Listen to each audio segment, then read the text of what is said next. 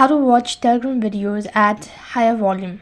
Hi everyone, welcome back to our channel. In this video, I'm going to walk you through the steps on how you can watch Telegram videos at a higher volume.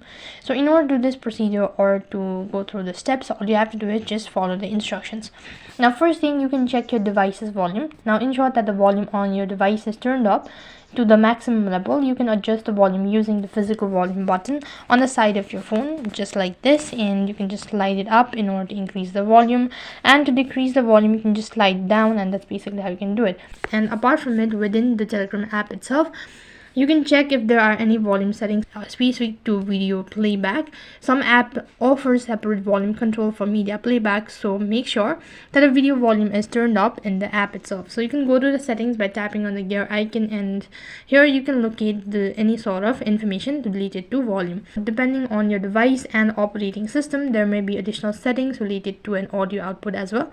You can navigate to your device's settings and look for the option related to the sound, audio, or media volumes. And from here you can go to sounds, and from here you can just go ahead and check anything related, any specific stuff related or not.